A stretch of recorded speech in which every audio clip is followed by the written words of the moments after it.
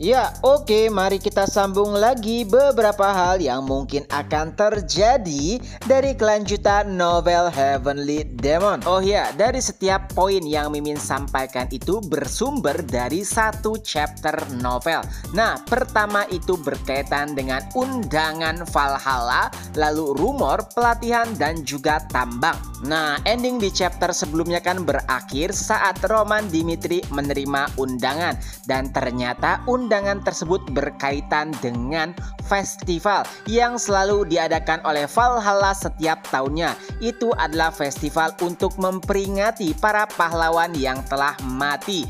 Jadi di sini Roman Dimitri diminta untuk mengikuti festival tersebut. Lebih tepatnya ini adalah cara bagaimana Valhalla membalaskan dendamnya kepada Roman karena telah membunuh Erdenver, pengkhianat Cairo yang telah bersumpah kepada kerajaan Valhalla. Nah, di sini Chris yang menyampaikan undangan sedikit khawatir jika Roman menerima undangan tersebut. Kenapa?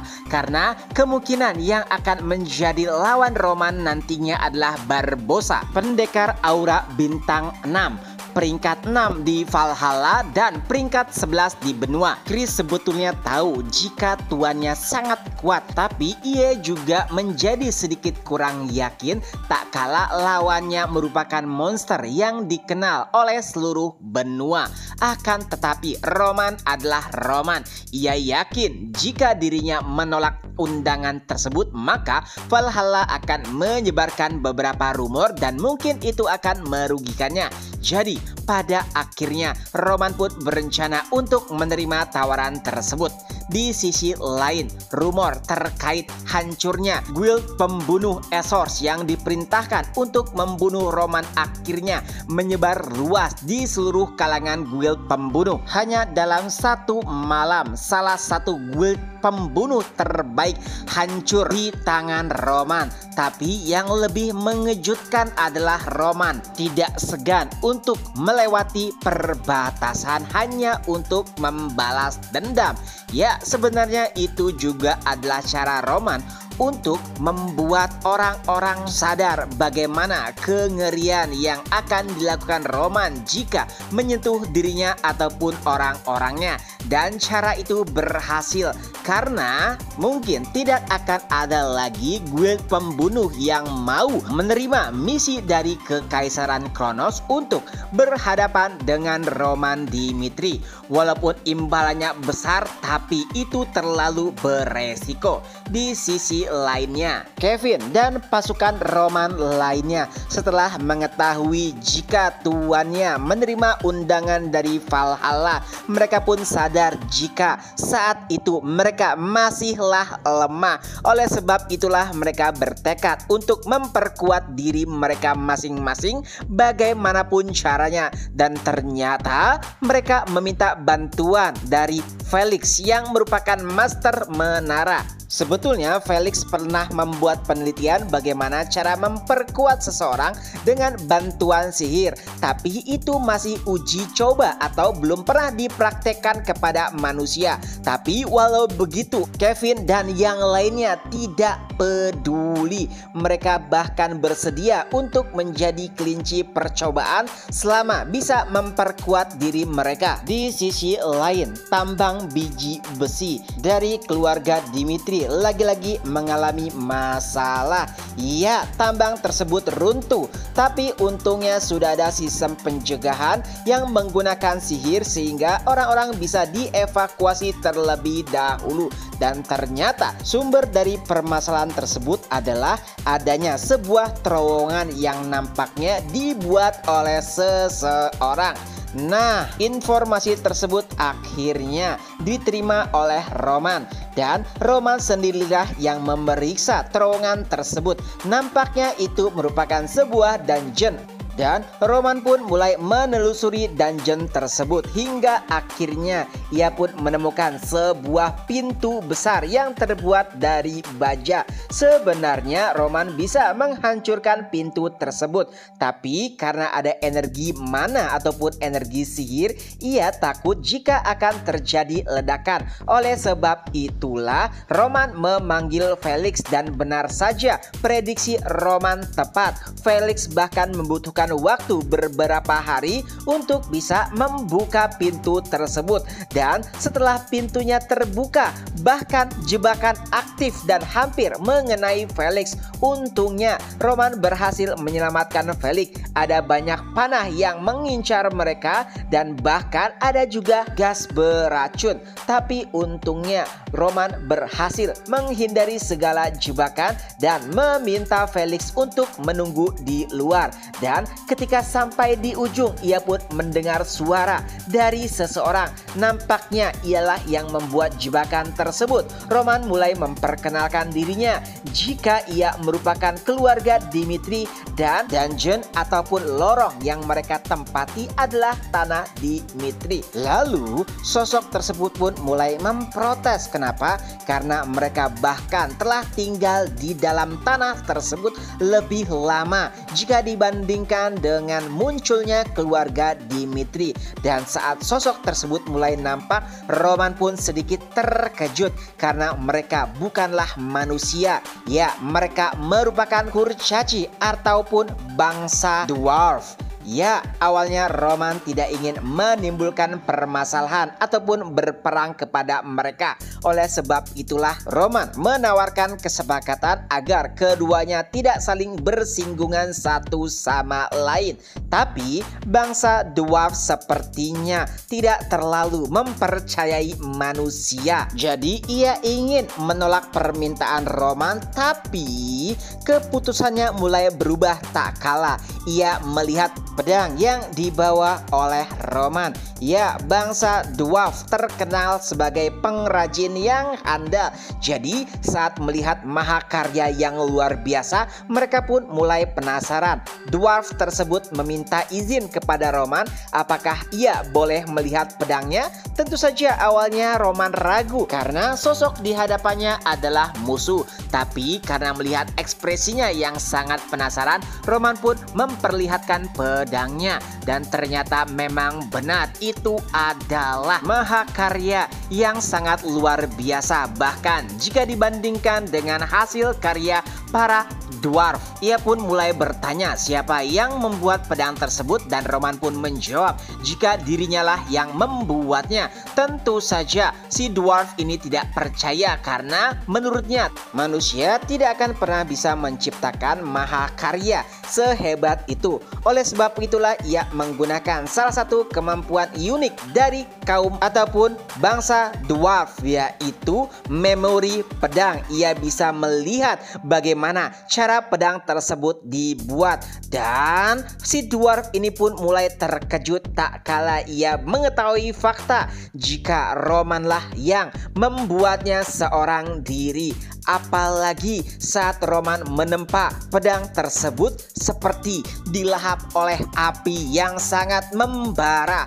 Bahkan bangsa dwarf sendiri tidak yakin apakah mereka bisa menahan api sehebat Roman. Dan setelah mengetahui fakta tersebut, si dwarf ini pun langsung merubah sikapnya.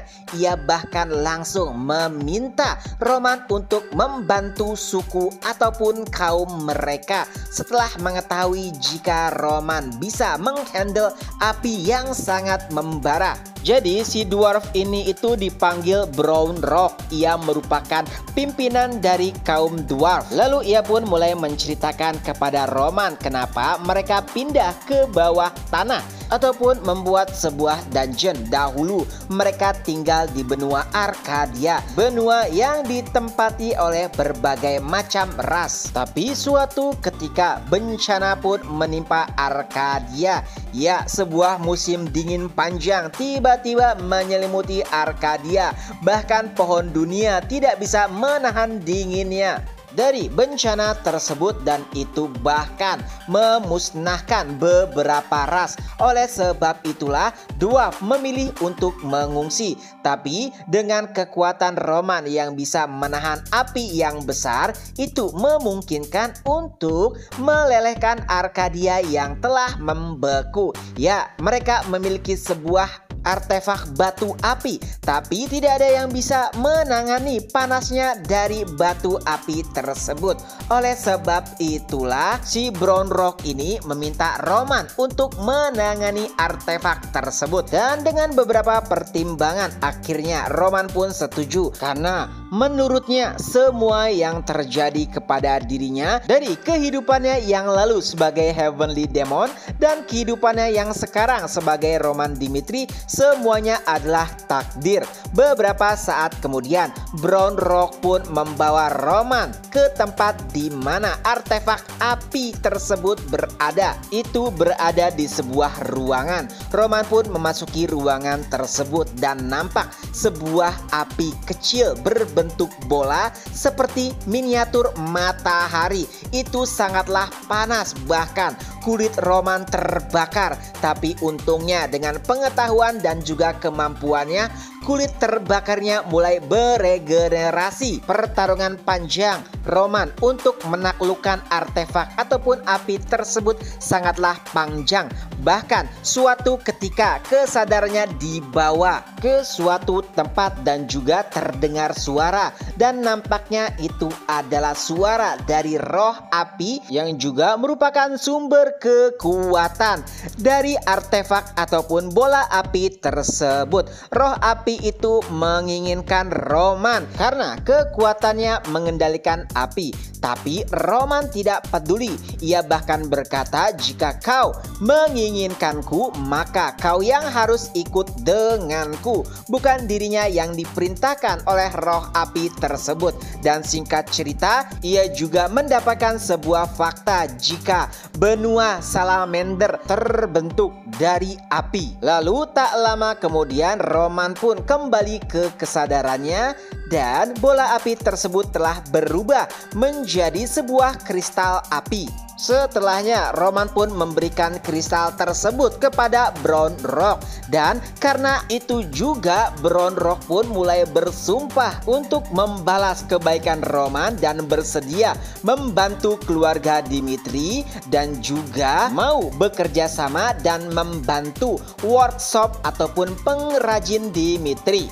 Setelah urusan dengan bangsa dwarf selesai, Roman pun berencana untuk mengetes kekuatannya. Ya, karena insiden tersebut kekuatannya telah bertambah.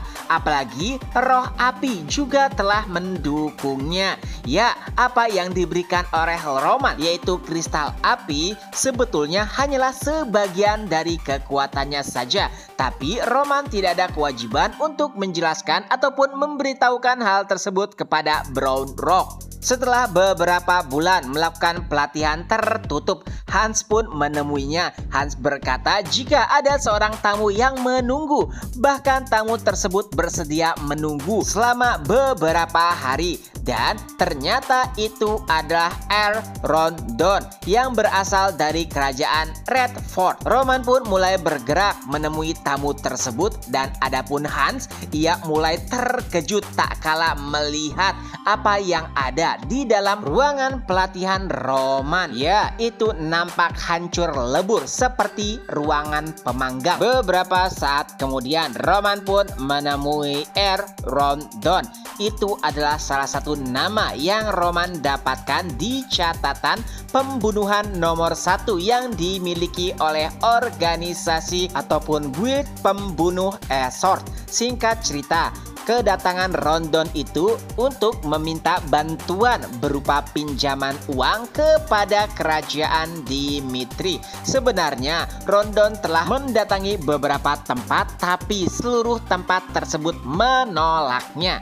Adapun kenapa ia meminjam uang, karena kerajaan Redford terlilit hutang oleh Gold Bank, Dan jika mereka tidak bisa membayar, maka kerajaan Redford akan hancur ataupun runtuh. Dan tentu saja itu akan berpengaruh kepada aliansi kerajaan yang menentang kekaisaran Kronos. Roman sempat bertanya apakah tidak ada solusi lain, dan nampaknya memang tidak ada. Satu-satunya solusi hanyalah mereka membayarkan hutang.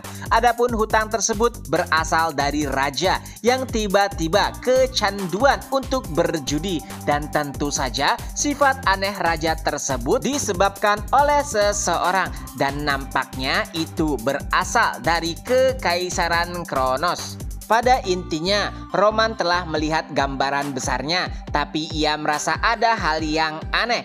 Rondon, ia bahkan disebut sebagai sampah yang hanya berfokus kepada uang di kerajaan Redford. Jadi kenapa ia bersusah payah untuk menyelamatkan negara tersebut? Dan ternyata ada cerita lainnya. Ayah dari Rondon merupakan orang terkemuka, tapi tiba-tiba ia mati, dan nampaknya ada campur tangan dari pihak ketiga, dan kemungkinan itu adalah kekaisaran Kronos. Dan sejak insiden tersebut, Rondon sendiri dianggap sebagai sampah karena terobsesi dengan uang dan mengincar harta-harta pejabat. Walaupun orang-orang menganggapnya sampah, tapi Rondon tidak seperti itu. Sebenarnya ia mengumpulkan harta dan mengincar harta para pejabat yang kemungkinan bisa merugikan Redford. Ya, keluarga Rondon ini merupakan keluarga pedagang terkenal. Dan pada intinya ia tidak ingin Redford hancur karena salah satu orang yang mempertahankan Redford adalah ayahnya. Nah, pada titik ini Rondon tidak terlalu yakin jika Roman akan membantunya. Apalagi mereka tidak pernah memiliki hubungan sedikit pun.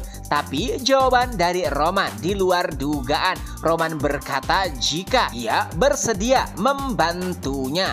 Dan chapter pun berakhir. Nah, itulah beberapa hal yang mungkin akan terjadi untuk beberapa chapter ke depan di Manhwa Heavenly Demon. Semoga terhibur, ketemu lagi di next video. Bye-bye.